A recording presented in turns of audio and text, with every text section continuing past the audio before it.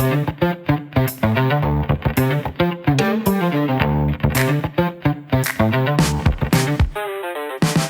listening to The Abundance Agenda, a podcast about growth and progress. I'm James O'Malley. And I'm Martin Robbins. This week, we're talking about new builds and why they're so good and why your house, yes, your house, it's really horrible. And we're talking to David Thomas, the CEO of Barratt Redrow, about, well, building houses and how to do it.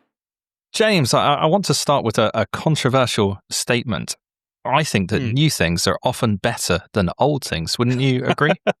I do agree with you, Martin. That's why I'm such an optimistic person. I mean, I just look back. We used to have only 4 TV channels, and now we've got Facebook Reels. That's surely an upgrade, isn't it? We used to have the post-1945 rules-based global order, and now we've got this chaotic multipolar system governed by the idea that might makes right. That's also an upgrade. So new things are obviously better. The march of progress goes on. Yeah, so possibly it's not always true. Music, for example, as we know, peaked in the 1970s. New cars have been getting worse than old ones for about the last 10 years. And to be honest, James, I know you and I probably disagree on this, but I don't think that modern epic films like Avengers Endgame are going to stand the test of time in the same way that things like Zulu with Michael Caine and Stanley Baker or Lawrence of Arabia have done over the last 60 years. So not everything new is good. See, I'm not as cultured as you, Martin. I've not seen Zulu, but I have seen Avengers. Though on music, I think you're damn wrong. I think the 70s wasn't the peak. I think it was the early 90s, the summer of ska, 1994, when Real Big Fish were topping the charts. That was surely music's pinnacle. Yeah, that really is the sort of new musical wave that hit Britain in 1994 was ska, as we're all aware. But now some of these examples are debatable, I think it's fair to say, but there is one category of stuff that objectively it just keeps getting better and better over time. And yet for some strange reason, people are kind of reluctant to admit it. And that is houses. New houses are better than old houses, always. End of story. Period. Right? No, I agree with you. Podcast done. Podcast over. Everyone can switch off now.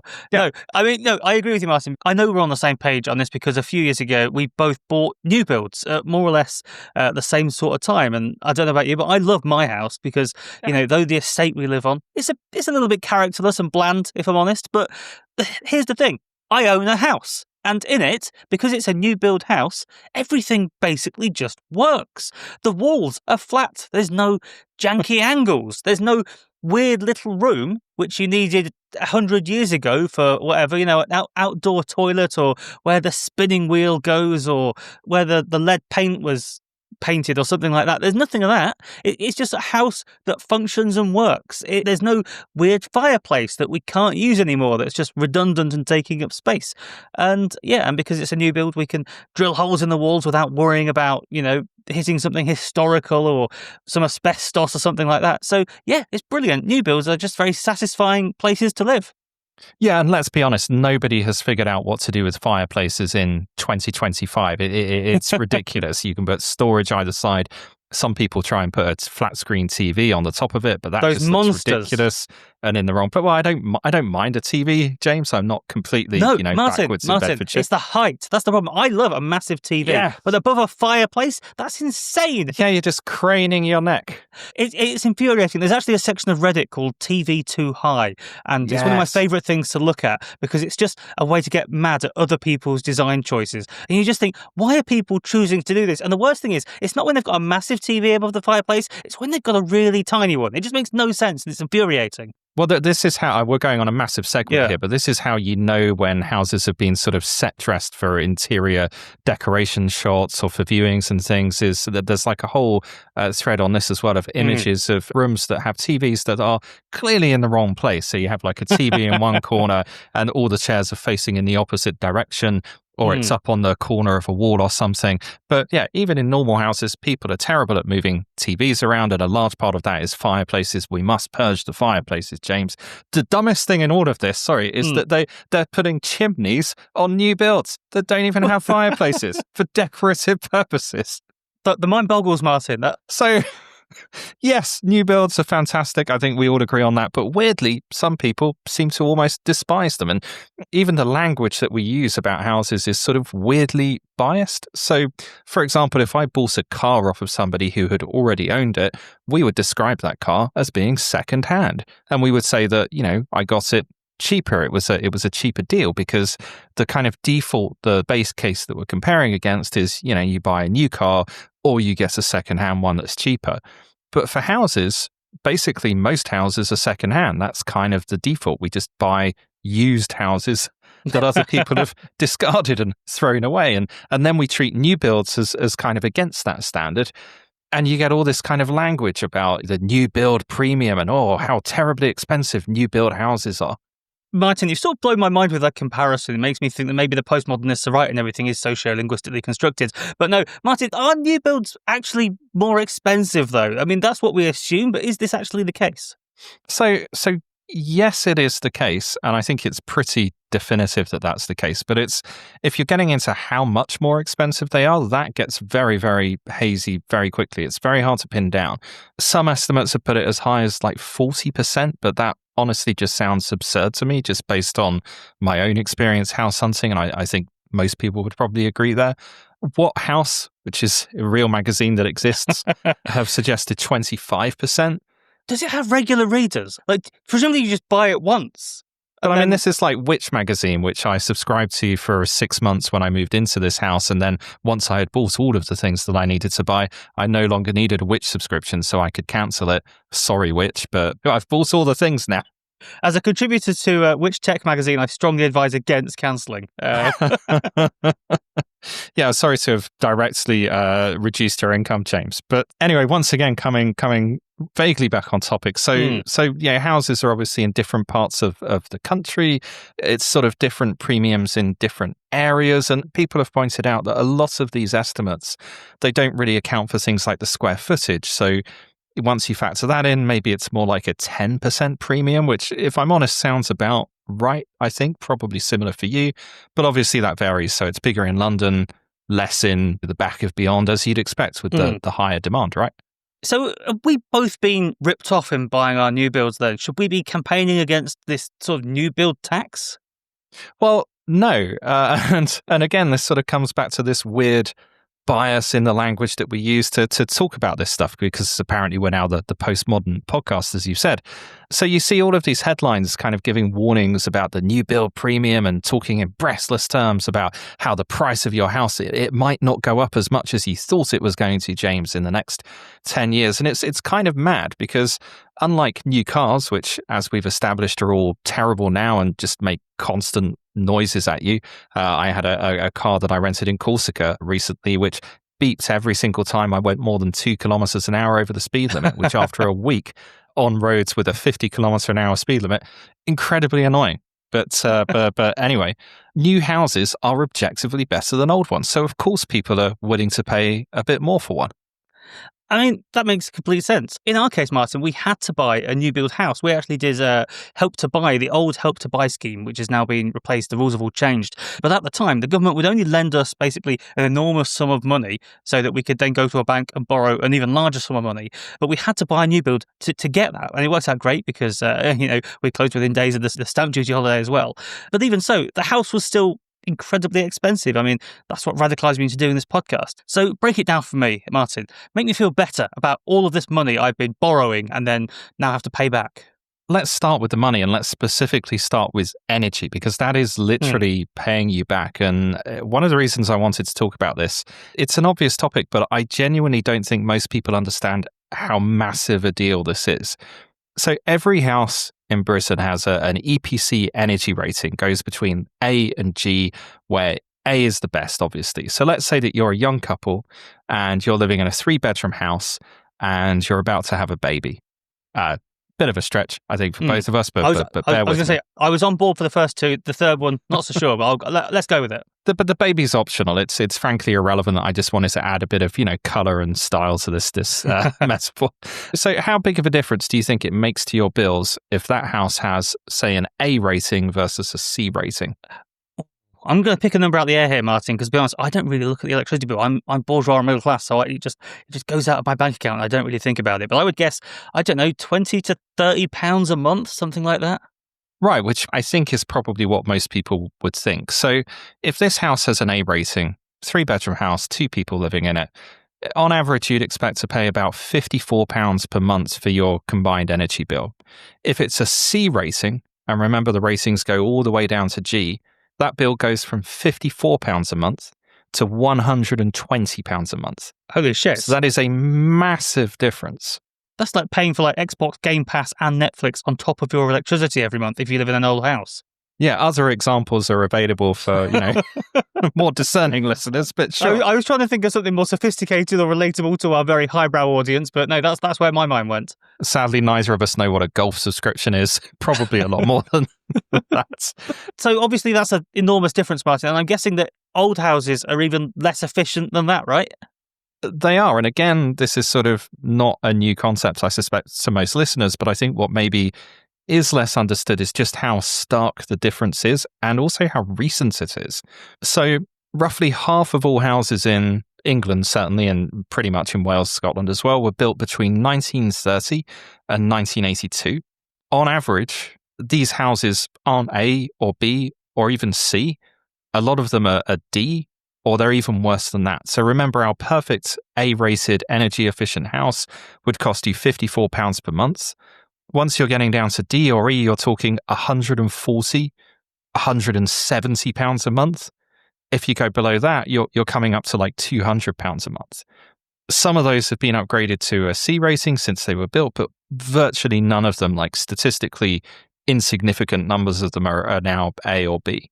I feel like I'm making money just sat in my house, Martin. Pretty much. This is the investment being returned. But even and so that maybe isn't so surprising, but even if you move to the next age bracket, so these are houses that are built between 1983 and 2011, so only like 14 years ago, right?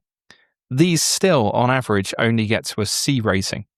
And again, almost none of these get to A or B, like tiny fractions of a percentage. It's only when you get to 2012, the great halcyon days of the London Olympics, James, that great centrist event that we all loved. It's only when you get there, also the era of the omni-shambles budget, I believe, if we're reminiscing. Good times. It's there that we get, good times, because it's then that we get to the modern standards of house building. And basically, almost overnight, thanks to regulations that came in at that point, almost every home built was suddenly a B rating, at least. This is sort of blowing my mind, Martin. So let's just take the same 3-bedroom house, I guess, and say you had a 3-bedroom house that was built in, 1980, 2000 and 2020, or 20 years apart each. What's the difference here? What's the damage? So set a baseline, right? So not all houses that are current are an A rating. Most of them, on average, are actually a B. But that's still very good. So the 2020 house is going to cost you about £75 per month to run for the energy bill. If we go back to the year 2000, or even like 2008, say, a house built then won't cost you £75 a month, it'll cost you £120 per month. And if we then go back again to the 1980s, that house is going to cost you probably £140 if you're lucky, but often more like £150, £160 a month to run. So you're talking a difference of hundreds and hundreds of pounds per year. And if you're there for, say, 12, 13 years, that's literally like 10 grand out of your pocket paying for this ridiculously inefficient, flimsily built shithole of a 1980s house. No offense to listeners in 1980 houses. I'm sure they're lovely. Because my parents listen to this. I do apologise to my parents. It's a very nice house they have. But this is sort of blown my mind. I mean, even just that gap of time, and maybe it's just because I'm old now. Do we know if there's been like technological change there, or is it regulatory? I mean, I suppose I shouldn't be surprised if it's technological or something, because, look at the phone in my pocket and how that's changed in the last 20 years. But still, that's mind-blowing how big a difference that is. Well, it's a combination of both, right? So we are just much better at building houses than we were 50 years ago, but also those modern standards have been enforced by regulatory regimes. And that's why the year ranges that I'm giving are so precise because they basically map onto when there were big shifts in the standards that people had to build houses to. So it's kind of a combination of both. But like you see in modern houses now, we have breathable windows that deal with mold and cavity wall insulation. We have lofts that are padded to 18 inches thick with insulation. So technology, standards. And this is also why, if you look at older buildings, for example, so take civic buildings like town halls. In Maidenhead, there was a big uproar because they were discussing, why don't we just demolish the town hall and build a new one? And lots of people were saying, oh, surely that's terrible. It's bad for the environment. You know, there's a building already there. Surely we can just reuse that. But it turns out that older buildings are so bad and so energy inefficient that often it's actually both cheaper and better for the environment to just completely demolish the building and build a new one. But obviously, everyone hates the idea of demolishing stuff, right? Yeah. People are weirdly attached to stuff that was built in the 1960s, even though most of it, as we discussed, is dog shit, looks awful, and costs an absolute fortune to run. But there's, again, a weird, persistent perception that newer buildings and new builds are lower in quality. The Chartered Institute of Builders did a survey in 2023, which found that 55% of people thought that new builds were lower quality than old houses, which is kind of mad. And it's not just, about energy efficiency, is it? The benefits of new builds go much further. There's no damp. Crucially, during the winter, our house has modern insulation, so it stays nice and warm. My windows don't rattle. There's no draft going through. And I guess this is efficiency in a sense, but also it's just a much nicer house to live in. So the quality of the house is really excellent, which is odd because sometimes I look at this house and think a lot of it's made of cardboard. We literally cut a hole in some of our internal doors to install cat flaps inside our house so our cats could move between rooms when doors are closed. And it turns out literally the doors are physically made of cardboard. But even so, it's still clearly good stuff. The house is clearly standing and sturdy and is clearly keeping the heat in and working a lot better than the old crap. Yeah, I mean, I think just to clarify, I think it's a special kind of cardboard, James. I'm not entirely sure that's how they refer to it. But exactly, they're clean, they're efficient, they don't get so many pests and things in. Every house I'd lived in up until the early 2000s would have sort of mold and mildew and condensation. We don't have that because we have windows that vent properly. And crucially, James, if you're in a new build, it means I don't have to sit on another man's toilet. I can christen my own porcelain throne, as it were. But, luxuries aside, if you look at secondhand properties, there's usually like a mountain of bad taste crap that you have to deal with. I remember before we found this place, I was looking at, rooms in houses that were painted sort of bright Gothic purple and red, and there was one that had like Roman columns all through the hallway, which was just like a normal sized hallway, but for some reason they thought, hey, let's just fill it with massive columns. I feel like that would suit you, Martin. That feels very Martin Robbins coded. I mean, on a larger scale, perhaps, but it looks like it would have been pretty awkward to get around. So this is the kind of stuff you have to deal with second-hand homes, which we've established are terrible. You buy one and suddenly you're living in a chintzy hellhole and you've got to remodel the whole thing. So again, new homes, always better.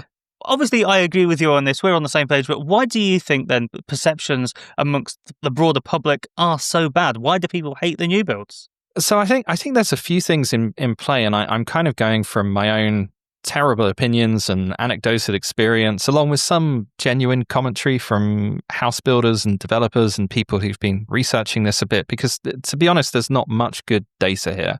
I think one thing that comes up a lot is snagging. So typically, if you buy a new house, there are all sorts of little things as it settles, as things expand in the first summer or winter. You get little cracks in the walls. You get all the stuff around the bath that I can't remember the name of. As the bath settles, that can kind of peel away, and you have to sort of redo it. Maybe there's a light fitting that's not been wired in properly. That kind of stuff. And in those cases, you just get the builders back in and they fix it essentially. Yeah, I remember when we first moved into our house and all sorts of people would warn us about snagging. Oh, God, look out for the snagging. Be careful, do your really detailed snagging survey. And I think we found basically nothing wrong with our house. Actually, on the first day, the plugs weren't working downstairs, but that was literally one phone call, an electrician turning up and pressing one switch in the consumer unit by the door, and then that was all fine. And I think we've had a few little bits of maintenance since then. The boiler broke down once, but like nothing significant. It's just like normal house stuff. It's been completely fine. Yeah, and this stuff is usually superficial. It's not really, to do with the fabric of the house per se. It's just new houses settle in and they're complex things and things need a bit of fixing up. And I think this sort of leads to a perception of like, oh, they've been built to a shoddy standard and all this stuff shouldn't happen. But I think what people forget is that old houses, and this may shock you, James, used to be new. And when they were new, they also had snagging issues. And honestly, the number of times, like, I don't know, Liz probably follows builders' channels on YouTube quite often and sort of home DIY channels. I'm quite interested in that stuff as well because I love a bit of DIY. I like to knock up a crafty wall at the weekend. But if you look at this stuff, so often you'll see someone pulling a bit of wallpaper down from a house that was built in the 70s or something, and half the wall comes down with it. Or there's like just debris piled up underneath some floor tiles because they were like, oh, there's a hole there, we'll just shovel some rubbish into it and be done with it. Because that was the standard of a lot of building back then. And there's a kind of survival fallacy where the stuff that's still there and that is okay has been dealt with and snagged and done up over the years. And so, yes, of course it's better. And if you have a new build, yeah, you're going to have some snagging, but you also have 10-year guarantees and much more consumer protection and a better standard house. Yeah, I think a lot of these YouTubers will, like, maybe this is a self-selection thing. Whenever they move into a house and suddenly they want to rip it all apart and they have to change the whole thing and it becomes this enormous ordeal in their lives. It's like a grand designs type thing where they're trying to basically rebuild the house from the sort of the frame almost. That sounds like a nightmare, whereas a new build house, you buy it and it's fine from day one. But Martin, it feels like this hostility goes a much deeper. It's surely not just an analytical look at going, yes, well, if you weigh it up, then new builds are better or worse. It's surely more emotional than that, I think. Yeah, and so this is where I come onto my own personal pet theory about what the second major cause of this is. And I'll be honest, this is not going to make me popular, but I think it's pure cope. So you're saying that people want new builds to be awful. I guess it's like I had to convince myself that my GameCube was better than my friend's PS2, because even though he had GTA 3 and Metal Gear Solid 3 and I had Pikmin, because I had that in my house as the thing I'd spent my pocket money on, I had to pretend I had the best thing. Once again, pitching perfectly to our professional, serious demographic here, James. But yeah, I mean, as we know, basically all of the problems that we currently have in society are the fault of social media, right? And so every time a new housing development comes to a village, there's massive opposition, not necessarily that big, but vocal, that's orchestrated on usually Facebook. And what inevitably follows, if you look through the comments, is people saying, oh, I don't want these houses to be built. And then Derek, age 60, who's semi-retired and now spends all his day radicalizing himself on Facebook and getting het up about small boats and reform, is sort of comes in going like, oh, they're all terrible anyway. I saw a new build house and half the wall was falling down. And I think where it comes from is, if you take somewhere like the small village where I live, the new build estates are being built next to essentially crap 1980s bungalows. Again, no offense, neighbors, and sort of terraced houses that are all kind of different and higgledy-piggledy and different styles, different eras, not all of them in particularly good repair. And then a big estate goes up with lots of lovely new houses that are all much nicer, much more similar. And they sort of have to convince themselves that these places are secretly awful and that the people who live in them are just miserable, because otherwise they'd have to realize that they kind of want one as well. I can sort of relate. I want my enemies to be miserable, even if they're actually delighted and happy and living fulfilling lives. But anyway, Martin, what's the moral of this story? I guess it's that new builds are great and you should prepare to be hated by your neighbours. Yeah, exactly. And, to be honest, it's a small price to pay for cheap heating and not having asthma.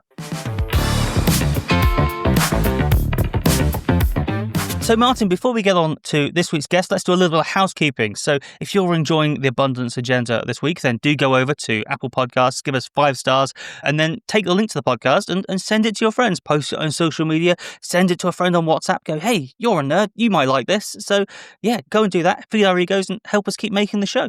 Yeah, and for every new subscriber we get this week, we will be asking the CEO of Barratt Redrow to build you a new house. So if you would like a new house, subscribe. We've had a chat with him. He's good with it. I'm told that's definitely going to happen. So yeah, click that like button.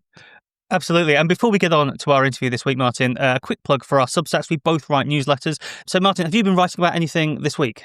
I've got my long-awaited piece going up this week, James. It's a nice, quiet, uncontroversial topic on why we should have national service for boomers. And what about you, James? Are you writing, or are you being lazy this week? Yeah, so last week I wrote all about a thing called digital traffic orders, which is basically a big new database. It's going to make driving a whole lot easier and more tolerable. We're actually going to be talking about it on this show in a couple of weeks' time as well. But if you want a preview of what I will be extolling the virtues of, head over to my Substack, so you can find links to both of our newsletters at abundancepod.com. But now let's get to this week's guest. And it's a very cool one this week, because it turns out that when you do a podcast about why building things is good, sometimes people who build things actually want to appear on the show and have a chat with you. So this week, our guest is David Thomas. He's the chief executive Barratt Redrow, the big house builder. They also own David Wilson Homes. And yeah, if we're going to beat the housing crisis, we need him to be building quite a lot of the houses. So we thought, let's find out more about where we can build houses and his big theory of how we can build on car parks and make better use of them. So yeah, here's our chat with David, all about that and so much more. So we're delighted to be joined now by David Thomas, the CEO of Barratt Redrow, one of the biggest house builders in the country. David, thank you so much for joining us. The reason we wanted to talk to you is because you've just put out with Litchfields this fascinating study into car parks and how they could be used and turned into literally, I think, hundreds of thousands of homes. So could you start by sketching out for us what the opportunity is here?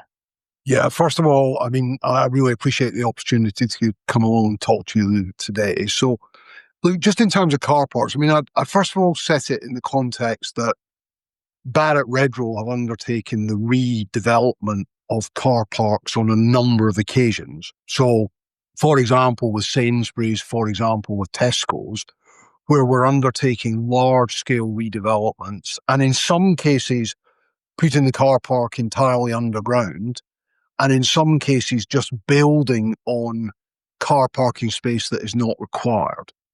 So this got us thinking about other car parking opportunities, and we undertook quite a big study on a car park in a South Coast town. So as you know, a lot of South Coast towns will be high residential values, acute shortage of space, certainly with views of the sea and so on, and very often very large surface level car parks. So again, we looked into the viability of the redevelopment of that, really on a test case to understand it and for that to be presented to the local authority. So this inspired us to work with Litchfields, and Litchfields undertook a study of all the car parks in England. And think broadly, car parks will split into two categories, those in public ownership and those in private ownership. What we are probably particularly focused on is car parks that are in public ownership and also surface level car parking. So our estimate of that was that if you looked at all the car parking, taking around 20% of the available car parks that we felt were suitable for development, that could create up to 700,000 new homes. So a really big opportunity. And we felt that the sort of build model would typically be apartments. So leaving car parking space under the apartment building. So we're not necessarily losing the car parking space, firstly, because that clearly can be an amenity to the town or amenity to the train station and such like. And then building above that, we saw that big opportunity in terms of green walls, so something that was really fitting in with the local environment. And then the other big opportunity is to have lots of solar panels on the roof. So we think there's a whole package there where you could be providing affordable housing, housing for key workers, housing that will really fit into that local community. And it needs to be a national program. It's not a program for Barratt Redrow. So we are really pushing this in terms of, I suppose, just the thoughts around it. We're happy to pay for the research, pay for the thoughts about build methodology. And we've really tried to talk to government about it to make sure that everyone is clear about the scale of the opportunity. When we have a situation that we're trying to build a large amount of housing, if we take 1.5 million homes over 5 years, to know that there's 700,000 homes that could come from a relatively small area of car parks, I mean, that's a big opportunity.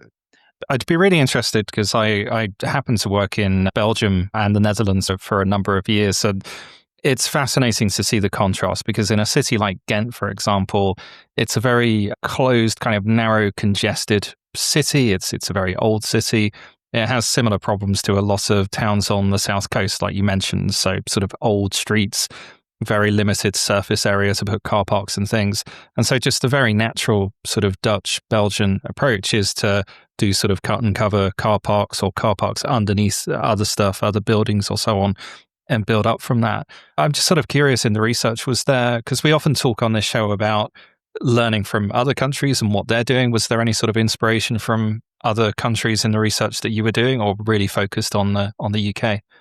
I think Litchfields were primarily focused on the UK because to some extent for them, it was an analysis exercise in terms of looking at car parks and car park availability, car park utilisation and so on.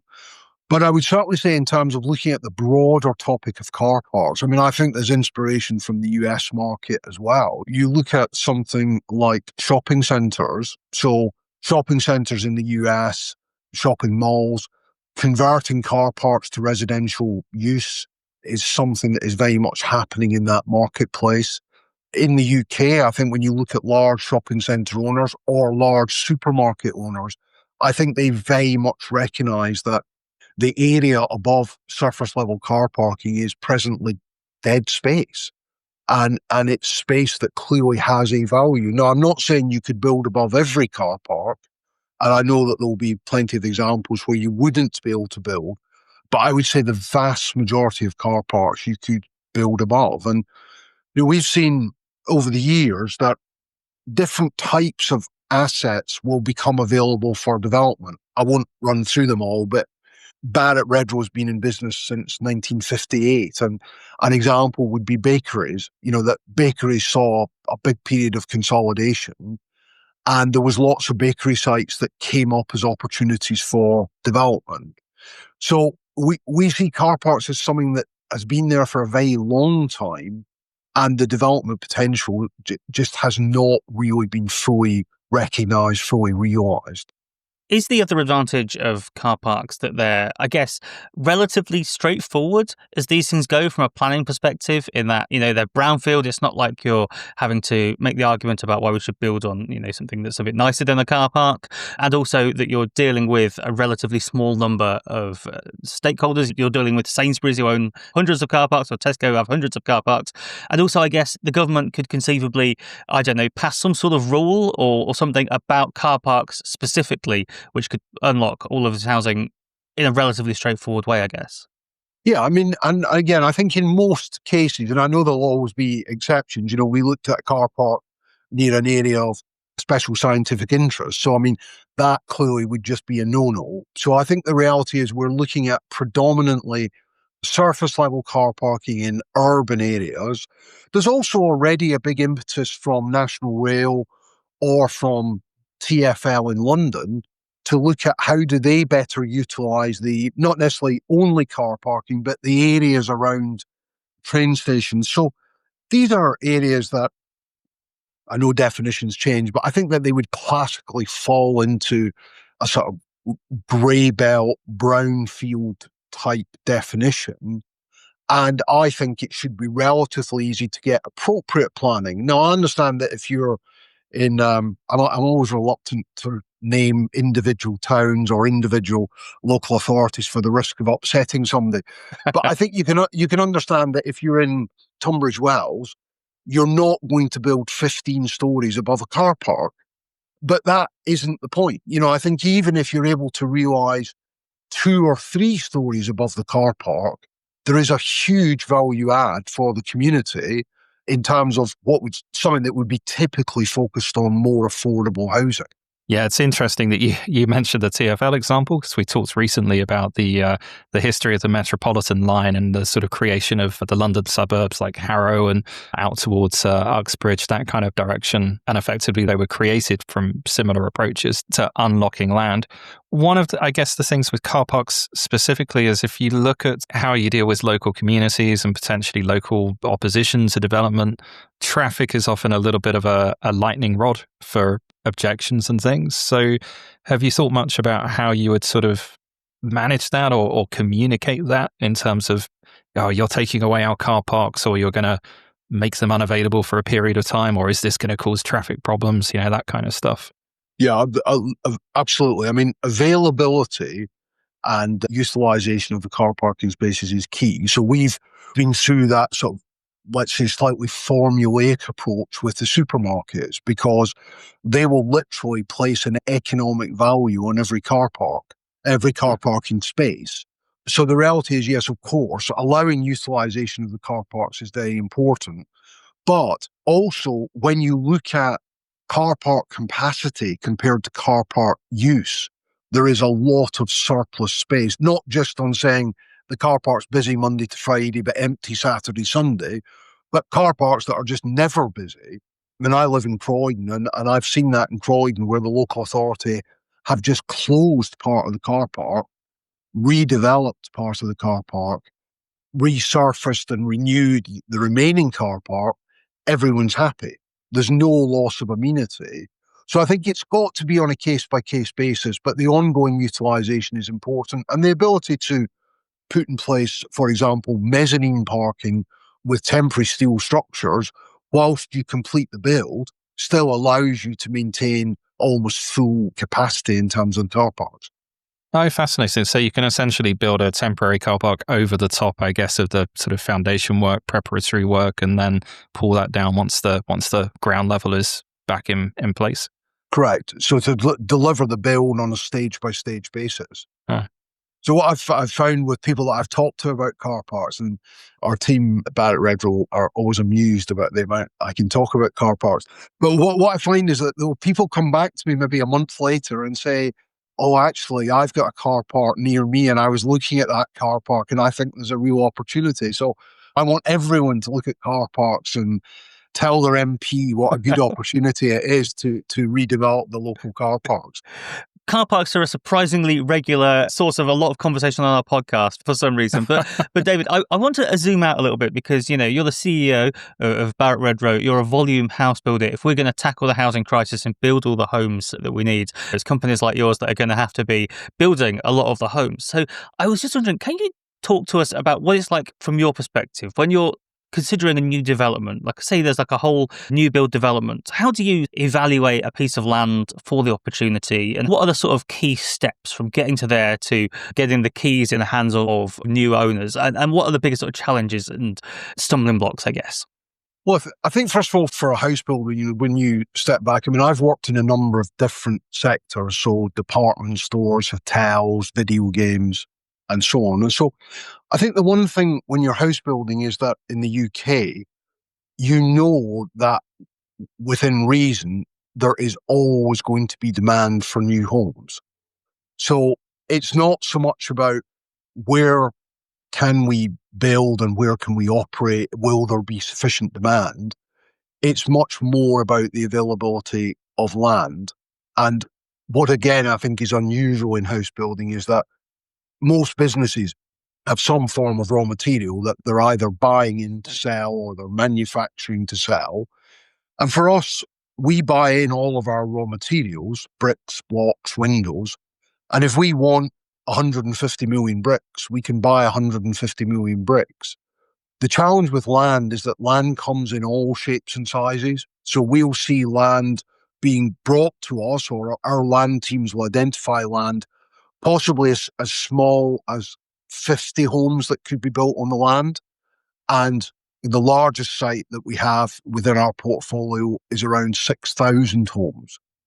So land comes in all shapes and sizes. And therefore, from our point of view, looking at the viability of those sites and what we should pay for the land and the speed with which we can develop the land is really the key thing. it's almost unheard of for somebody to come to us with a piece of land and us say, no, we don't think the demand is there. But it is common for us to say, no, we can't meet price expectations because we don't think the viability is there. So this is a really fascinating topic. We've talked about it a bit on the podcast before. I'm sure you're familiar with the sort of suggestions that you get from people of, our developers are land banking and they're pushing up the prices of houses, all of this kind of stuff. But essentially, land is part of your supply chain. You have to try and maintain an adequate supply of it. Otherwise, your whole kind of production line effectively is grinding to a halt, and that's going to cause problems. So I guess you're constantly trying to strike a balance between you don't, I assume, want lots of land sitting around, not earning back revenue and being able to develop on. But at the same time, you've got to keep some kind of breadth of supply available so that you don't grind to a halt, right?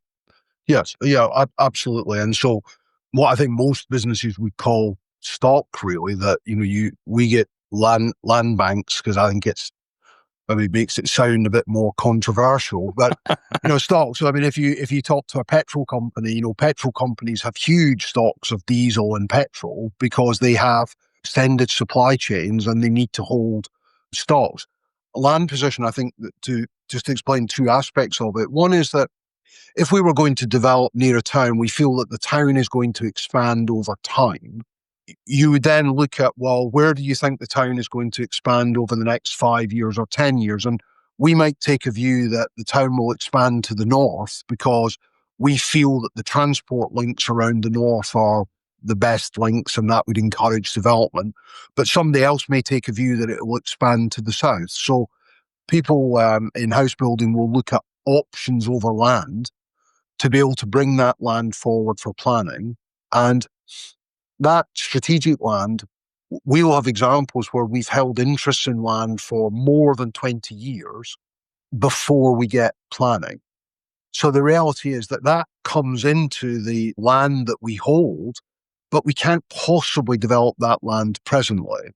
And then the other part of it is that what we would say is the operational land bank. If we have a site that has 500 homes on it, or could have 500 homes on it, I think that the people who want to be critical would say, well, you can build all 500 homes in 12 months.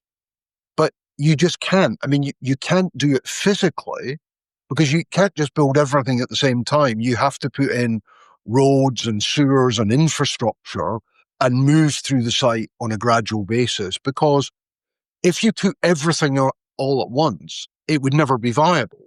It's not unique to the UK, but we are an at-risk model in terms of private housing. So if you want to buy a house from us, you don't enter into a contract with us to pay us as it goes.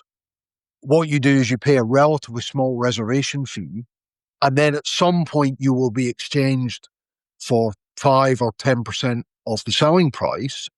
But we're out of pocket for 100% of the land and 100% of the build cost before we get fully paid. So we couldn't possibly build all 500 homes just on a cash flow basis, and we couldn't build them on a practical basis because the local authority have to sign off the roads and the sewers, and that all costs money and that all takes time.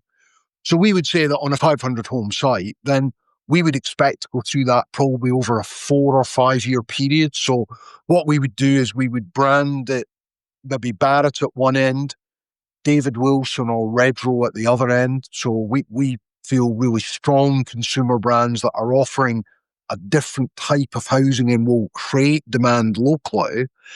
And then all of our developments will be subject to an affordable housing requirement. Across the UK, typically around about 20% of the homes on average will be affordable housing. And therefore 100 of the 500 we will build on a more accelerated basis, because then we do get paid as we go rather than being paid when we complete. So that's kind of how the model works. I mean, I think in most businesses, if somebody said to you, it doesn't matter what you're selling, if somebody said you can sell everything tomorrow, I would say most chief executives would say, fantastic, I'll sell everything tomorrow. If somebody said, look, let's hoard things and see if they go up in value, I think most chief executives would say that's a very bad idea. And that is not a business strategy. That's just guesswork and speculation.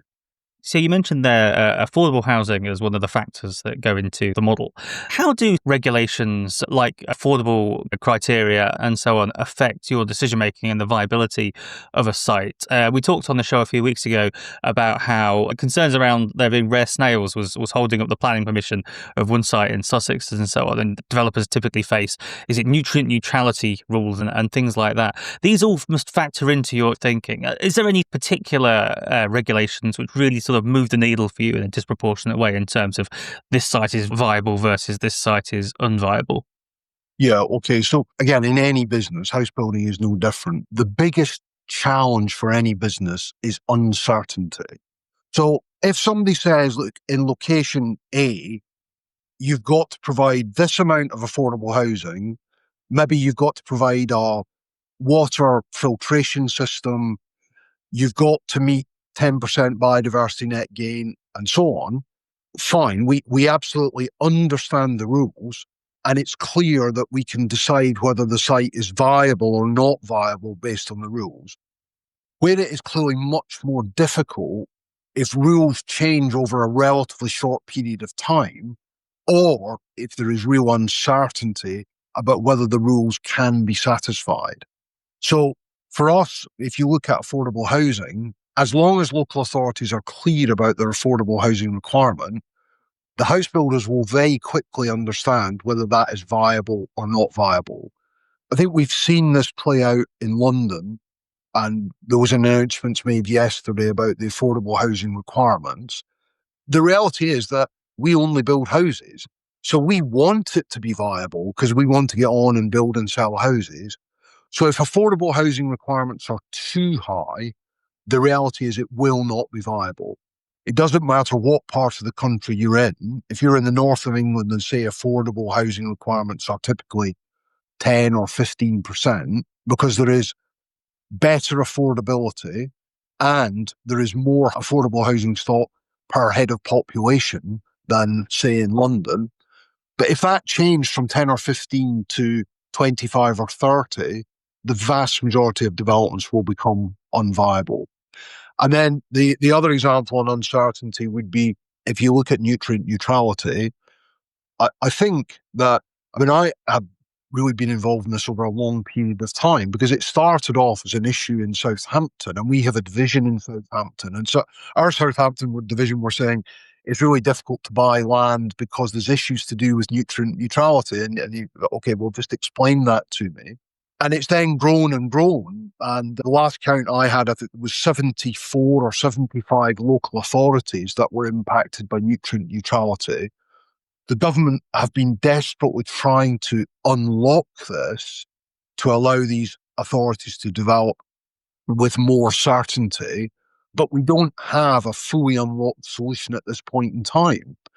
Now, I recognise not just on nutrient neutrality, not just on affordability, but as a national house builder, we're big in England, Scotland and Wales. I think we're probably the largest private house builder in each of those marketplaces, is that we're spreading across the whole country. But if you're a local builder, a small builder or a regional builder, well, if you're a small or a regional builder in Southampton, you've obviously had a really, really tough time over the last few years. So it can become very polarized in terms of where this uncertainty exists. So I think give any market, any business certainty, and they will work out quickly what they are and aren't able to do.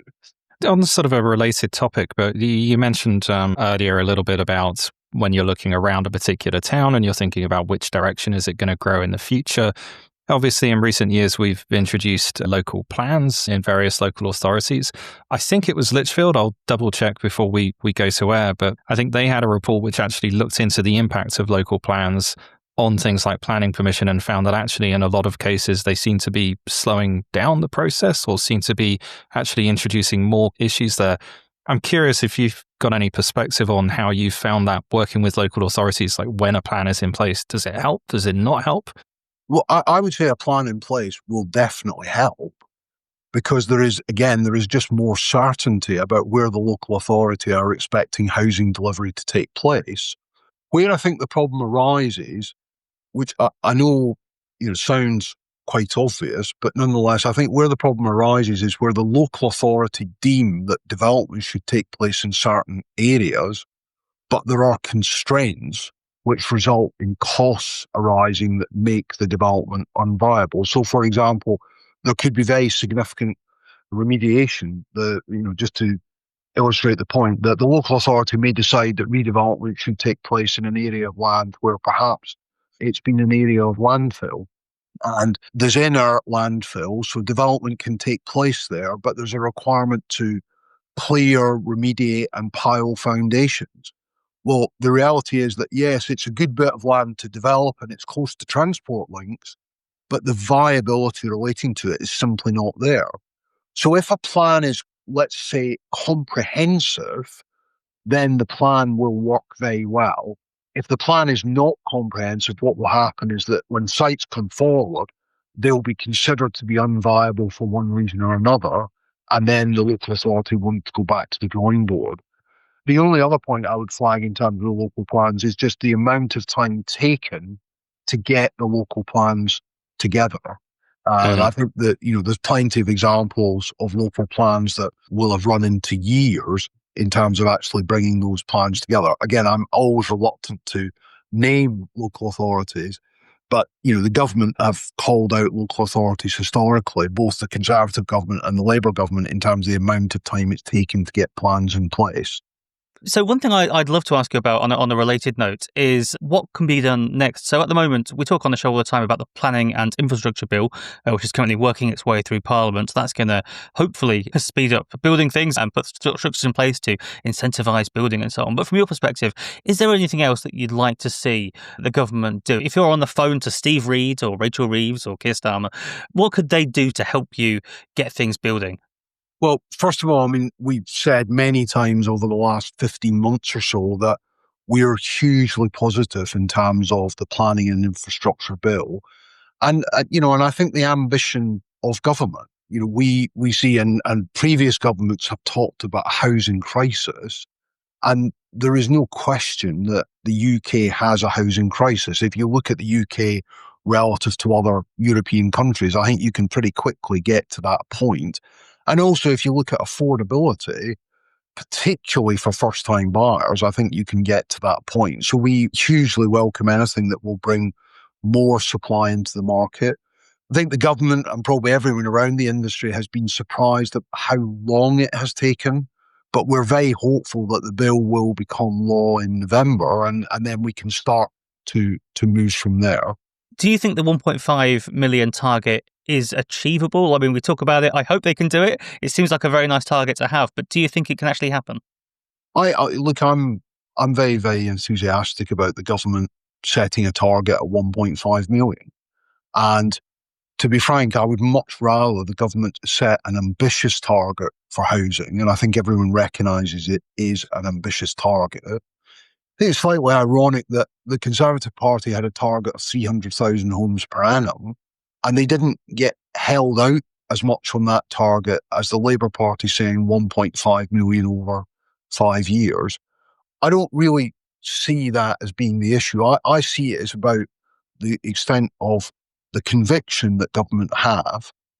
If you look at our industry, we haven't built 250,000 homes per annum since the early 70s. We don't have a supply chain to build 300,000 homes per annum. In fact, we will have to import materials from Europe, which we've done historically, bricks, blocks, and so on. But if the supply chain believes that the government is committed, then the supply chain will start looking at expanding factories, opening factories, and the like. We've said that we want to grow our business by 30% over the next 3 or 4 years. So we're absolutely behind it. We don't do anything other than build houses, so we're 100% behind it. And for me, it's a much, much better position than the government saying, well, let's build 1 million homes. Let's just trundle along at 200,000 homes per annum. We've seen, I've been here now 16 years, and the highest has been 245 and the lowest has been 125. So there's been a huge amount of volatility in the market, and we still haven't reached the amount of housing that we need. So I think the government's focus in terms of a better balance between private and affordable is very, very important. As a country, we spend an enormous amount of money putting people who are on the affordable housing waiting list into private housing because there isn't any affordable housing available to be utilised. So local authorities are paying rent for private housing. So we have to also ensure that we are increasing affordable housing. And going back to my car parks, that is probably the single best opportunity for the country to deliver more affordable housing in an acceptable way from everyone's point of view. In terms of ASK, I was told when I became chief executive, I met very early on with Secretary of State, and the Secretary of State said to me, "Look, the problem with business is that business just comes to government and asks for things. They ask for support, they ask for stimulus, they ask for their problems to be sorted." And I think we've been very, very careful not to ask. I think we've been very careful to point out where there are opportunities and where there are challenges. And ultimately, government have to make their own decisions about how they intervene. So I think we would like to see us as trying to work in partnership, trying to inform, but ultimately different governments and different ministers will make different decisions. We said that demand-side stimulus is good for first-time buyers. Of course, demand-side stimulus is good for first-time buyers. I mean, I was a first-time buyer in the 1980s, and I benefited from the MIRA scheme, which was a huge government stimulus scheme in the 1980s. But I think we've also got to recognise that we have to help ourselves. In conjunction with Persimmon, we launched our shared equity product a couple of weeks ago. So we can't just go to government and say, can you do this and can you do that? They are doing a huge amount for the supply side. And I think under this government, it will play out as we become very, very different in terms of our approach to development. What I think I've found particularly impressive is the attitude and the desire for the government to get involved in everything, whether it's data centres or residential or reservoirs or the Lower Thames crossing, all these things where they've realised, look, we're just locking up the country because we can't get stuff through planning. Now, I understand some stuff will never get planning because it's just not appropriate. But for us not to be giving planning for reservoirs, you think, okay, that's a pretty basic level that you would assume is appropriate. And likewise, something like the Lower Thames crossing, which I had explained to me about a week after the election, that somebody was explaining to the Chancellor about the Lower Thames crossing. And I saw it was approved about 3 months ago, but they'd spent, I think it was 1.2 billion pre-planning. So these kind of things, I think the government can do a huge amount of good for the country by unlocking the planning system more effectively. Fantastic. That's a great place to leave it, I think. Like, the government haven't taken on my suggestion of a nuclear reactor in every market town, but there's still time yet. But David Thomas, we're going to let you get back to the important business of actually building homes, which is very important. So for now, David Thomas, thank you very much. So Martin, that's just about it for this week's show. How do you think it's gone?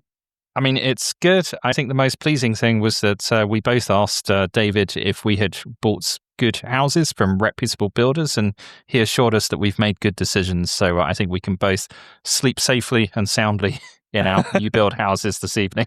Absolutely. I'm going to go and do that right now, Martin. So for now, abundancepod.com, go and check out our archives, follow links to our Substacks in the week. But in the meantime, we'll see you next time. See you next week.